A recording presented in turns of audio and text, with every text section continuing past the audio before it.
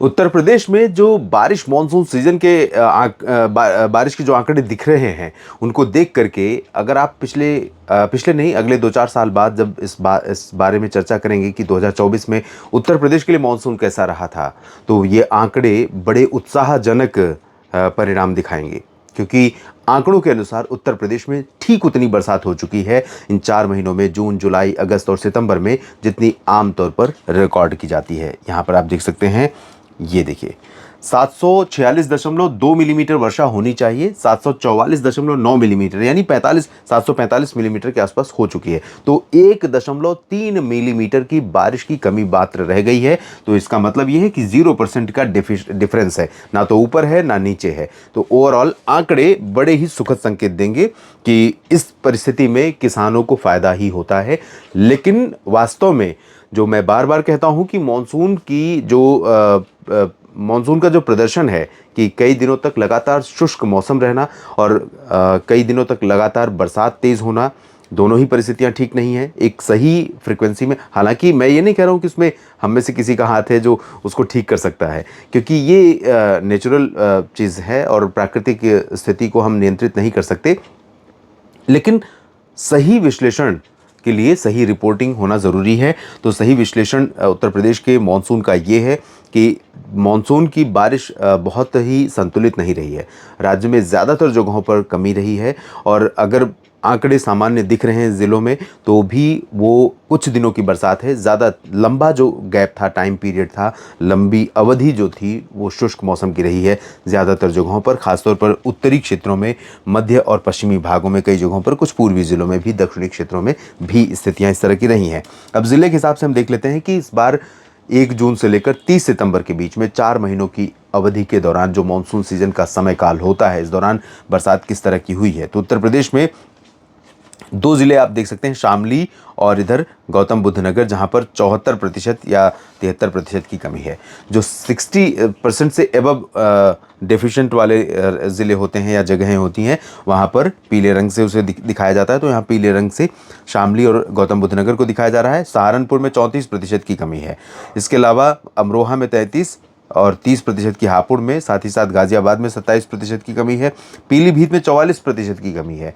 यहाँ पर ऐसा लगता था कि बीच में मानसून के बादल इस रीजन में पहुंच ही नहीं पा रहे हैं। इस पर्टिकुलर रीजन में ना तो बारिश हो रही है, ना ही बादल दिखाई पड़ रहे हैं, और लंबे समय तक ड्राई वेदर, लंबे समय तक धूप का होना, ये परिस्थितियां उत्तर प्रदेश के किसानों के लिए चिंता का विषय बनी हुई थी लगातार। सीतापुर में 35% की कमी है, 38% उन्नाव में और 25% कानपुर देहात में, और इधर फतेहपुर में 51% की कमी है, 37% रायबरेली में, अमेठी में 48, जौनपुर में 51% की कमी है, 20% कम हुई है प्रयागराज में बरसात, और संत रविदास नगर यानी भदोही में 40% की कमी है, मिर्ज़ापुर में 34 और चंदौली में 48% की कमी है। तो कई ज़िले ऐसे हैं जहां पर बारिश में कमी यहाँ पर आप देख सकते हैं। हालांकि कुछ ज़िले ऐसे हैं जहां पर बरसात बहुत ज़्यादा हुई है। बलरामपुर में 73% ज़्यादा बारिश हुई है, और इधर एटा में 108% ज़्यादा वर्षा हुई है, 64% हाथरस में, फिरोजाबाद में 75% और साथ ही औरैया में 111% अधिक वर्षा दर्ज की गई है। और बाकी जगहों पर सामान्य या सामान्य से थोड़ा बेहतर बारिश है, जैसे ये रंग आप देख रहे हैं।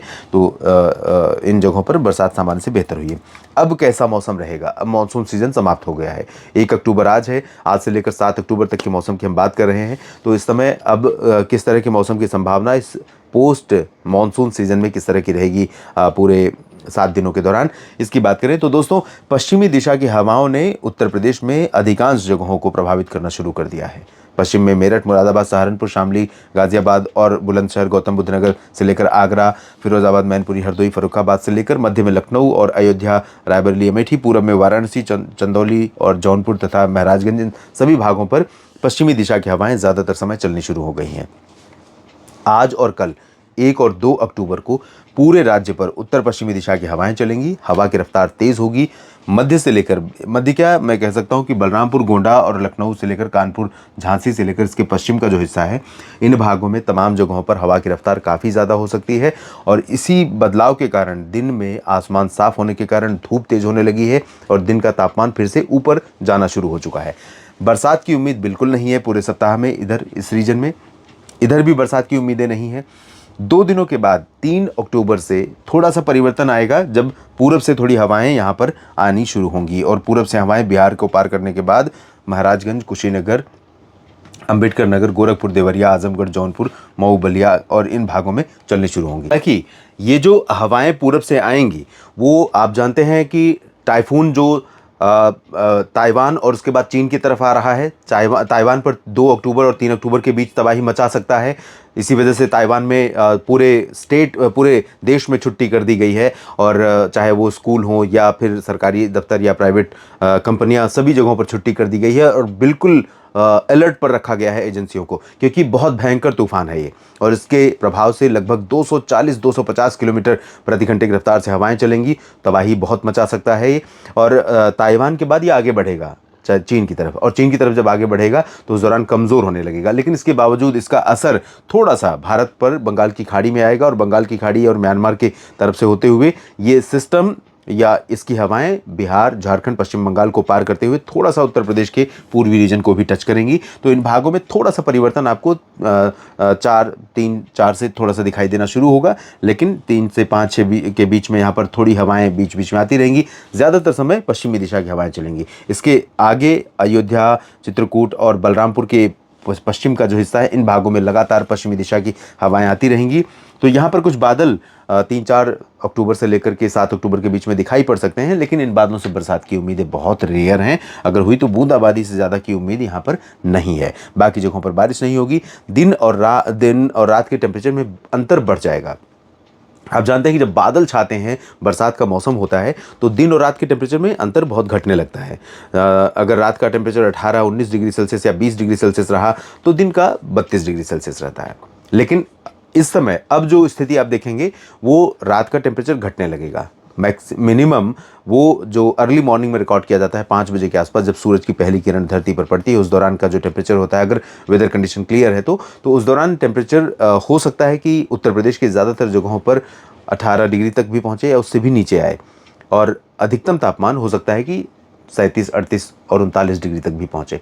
तो डबल का अंतर आ जाएगा। तो ये फ़र्क होता है पोस्ट मानसून या मानसून सीजन में। और दिन में इसी वजह से गर्मी भी बढ़ेगी, क्योंकि धूप का असर बहुत ज़्यादा रहने की संभावना है।